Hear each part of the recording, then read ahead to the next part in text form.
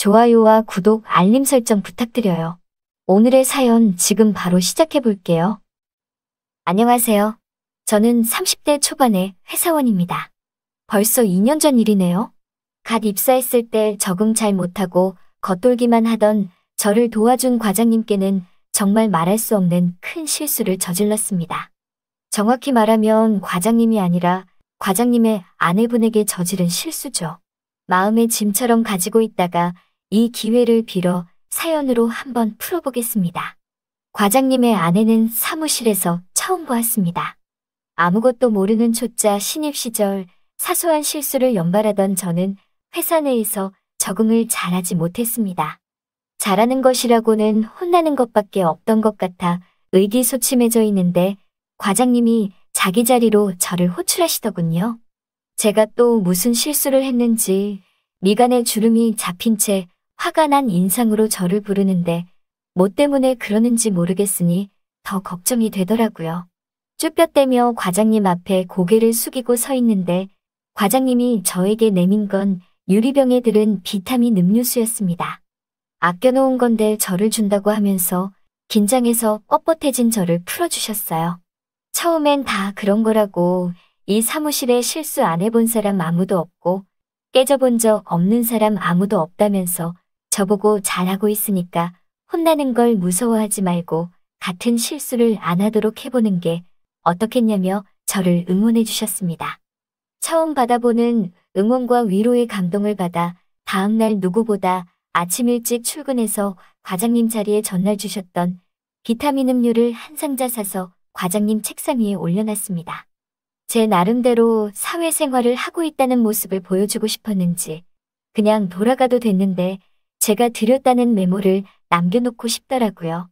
포스트잇 한 장을 떼서 감사합니다 라는 메모를 적고 제 자리로 돌아가려는 찰나 과장님의 아내분과 첫 만남을 하게 되었습니다. 사무실 책상 파티션 한가운데에 자석으로 붙어있는 한 장의 사진은 저희 시선을 사로잡았습니다. 굵게 말아 귀 밑까지 오는 젓갈색 단발머리에 웃음 때문에 반쯤 감겨있지만 또렷이 빛나는 눈동자와 커다란 입. 그녀를 담은 사진 배경의 초록색 풀밭보다도 더 싱그러운 미소와 그 무엇보다도 제 시선이 향한 곳은 깊게 파인 분홍색 스웨터 사이로 보이는 계곡은 앞으로 가지런히 모아둔 양손 때문인지 한층 더 크게 자태를 뽐내고 있었습니다. 음료수만 두고 가려고 했는데 그 사진에 정신이 팔려 과장님이 출근하셔서 저를 불러세울 때까지 눈치채지도 못하고 사진만 바라보고 있었습니다. 너 내 자리에서 뭐하냐? 라고 묻는 과장님의 말에 화들짝 놀라 어제 음료수의 보답이라고 아침에 사온 음료수를 직접 건네드리곤 황급히 자리로 돌아왔습니다. 그 뒤로 저는 남들보다 30분 일찍 출근하게 되었습니다. 제일 먼저 출근해서 하는 것은 분주히 일하는 척 하면서 과장님 자리 앞에 서서 아내분의 사진을 바라보는 일이었습니다. 그녀의 사진은 몇 번을 봐도 질리지가 않았습니다. 청순한 얼굴을 한참 바라보다 아래로 내려가면 얼굴과는 상반되는 커다란 그 계곡을 음미했고 묘한 느낌이 들어 다시 과장님 아내의 얼굴로 시선을 옮기면 그녀의 사진 속 미소가 제가 뭘 하고 있었는지 다 알고 있는 듯한 눈빛으로 웃고 있는 느낌이 들었습니다. 어느 날에는 어디서 갑자기 용기가 생겼는지 제 핸드폰으로 그녀의 사진을 찍어버렸습니다. 자기 전에도 과장님 아내의 사진을 보니 한 번도 본 적이 없는 그녀가 꿈속에까지 나오더군요. 그녀를 실제로 보게 된 것은 얼마 뒤였습니다. 과장님이 갑자기 저를 불러 술 한잔 하자고 하시더라고요. 일이 끝나고 과장님과 가벼운 소주 한 잔을 하게 되었습니다. 요즘 부쩍 깨지는 일도 없고 잘 적응하고 있는 것 같아 보기 좋다고 그런 저를 칭찬해주러 부디 이런 자리까지 만들어주셨어요. 과장님 아내분 덕에 용기를 얻었다는 말을 할 수는 없어서 조금 말을 변형해서 이게 전부 다 신경 써주신 과장님 덕분이라고 항상 감사하고 있다고 대답했습니다. 과장님의 아내 같은 사람과 만나고 싶다는 말을 또 조금 바꿔서 과장님처럼 되고 싶다는 말도 전했습니다. 저의 그런 말이 썩 마음에 들었는지 과장님은 기분이 많이 좋아 보이셨어요. 내성적인 성격인 줄로만 알았는데 아부가 아주 수준급이라며 쑥스러워 하시면서도 저희 빈 소주잔을 계속해서 채워주셨습니다. 간단하게 마시려고 한 건데 저랑 술 마시는 게 대학에서 친한 후배와 술 마시는 기분이 든다면서 술 마시는 속도를 조금씩 올리시더라고요. 화장실을 다녀온다면서 자리에서 일어난 과장님은 걷는 모습이 이미 많이 취하신 듯한 느낌이 들었습니다. 화장실을 간 지 어느 정도 시간이 지난 것 같았는데 과장님이 돌아오질 않더라고요. 걱정이 돼서 무슨 일인가 살펴보려고 일어나는데 테이블 위에 올려둔 과장님 핸드폰이 울리기 시작했습니다. 전화를 건 사람은 다름 아닌 과장님의 아내분이었습니다. 와이프라고 저장돼 있는 전화기를 보니 침이 꿀꺽 넘어갔습니다. 저도 술이 조금 취한 상태여서 꿈에 그리던 여자의 목소리를 한번 들어보고 싶다는 욕심이 생겨 전화기를 들었습니다. 술집의 시끄러운 소리 때문이었을까 제가 여보세요 라고 대답한 말을 듣지 못하셨는지 과장님의 아내분은 대뜸 오늘 둘째 만들기로 한 날인 거 알지? 애기는 재웠으니까 잘 먹지도 못하는 술 조금만 마시고 일찍 들어와 라고 하시고는 다짜고짜 전화를 끊었습니다. 둘째를 만드는 날이란 이야기에 조금 질투심이 생겼습니다. 저는 사진으로밖에 볼 수 없는 여자가 오늘 밤의 계획을 알려주는데 사실 부부로서 당연한 일인데도 그 장면을 상상하게 되니 왠지 모르게 패배감이 들었습니다. 한참 동안 돌아오지 않는 과장님을 찾으러 화장실에 가니 화장실 앞 의자에 고개를 숙이고 깊은 잠에 빠져 계셨습니다. 제 기분을 북돋아 주시려고 잘하지도 못하는 술을 그렇게 마셨다니 어느덧 질투심은 사라지고 처음 저를 응원해주던 고마웠던 그때의 모습이 떠올랐습니다. 과장님을 부축하고 택시를 잡아 집까지 모셔다 드렸습니다. 택시 안에서도 다 꼬부라진 혀로 스펙도 인물도 뭐 하나 부족한 게 없다며 다 저에게 기대하고 있으니 그만큼 혼내는 거라며 절대 기죽지 말라고 몇 번이고 말씀하셨어요. 집 앞에 도착해서도 몸을 제대로 가누지 못하는 과장님을 부축해서 집 앞까지 갔습니다. 초인종을 누르려는데 과장님이 나왔다며 고래고래 소리를 지르더니 비밀번호를 누르고 문을 활짝 여시더군요. 집에 들어서자마자 과장님은 문 앞에 넉다운되었고 넘어진 과장님을 일으키려고 하는데 깜짝 놀라는 소리가 들려 고개를 든 순간 눈앞에 펼쳐진 절경에 저도 딱딱하게 굳어버렸습니다. 저의 동행을 예상하지 못한 채 무방비 상태로 과장님을 마중 나온 그녀의 모습 때문이죠. 문득 아까 전화로 둘째 만드는 날이라고 예고했던 게 생각났습니다.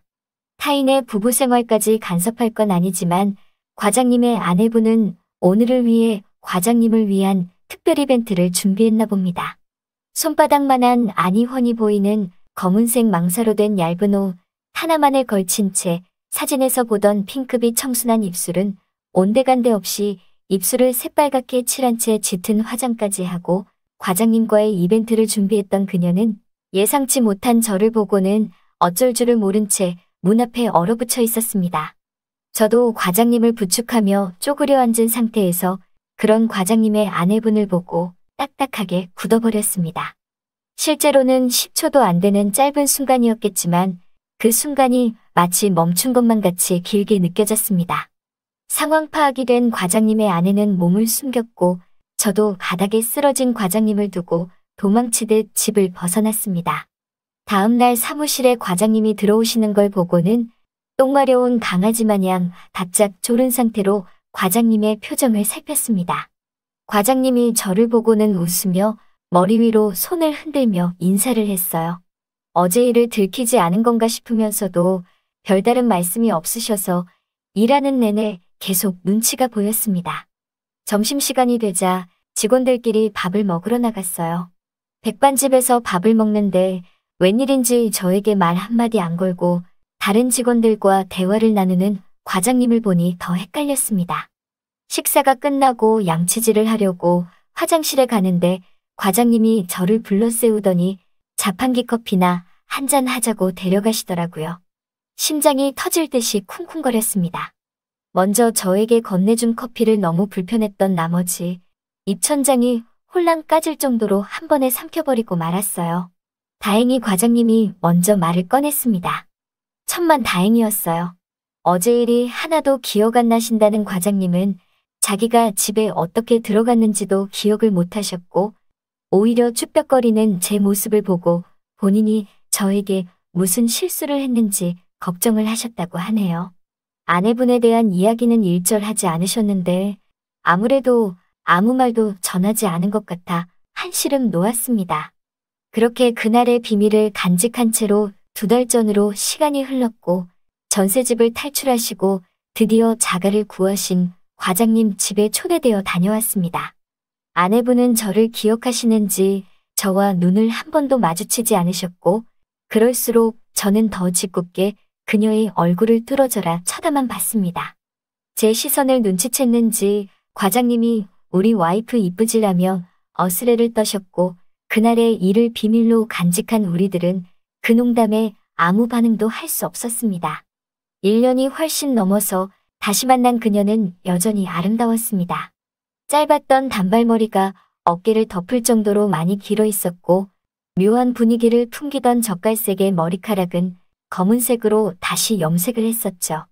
그때 보여준 비밀스런 그날 밤의 짙은 화장은 없었지만 그녀에게 빠지게 만들었던 청순한 모습도 사진으로만 보던 것보다 훨씬 더 아름다웠습니다. 집들이 때 찍은 사진으로 제 핸드폰에는 그녀의 사진이 2장 있습니다.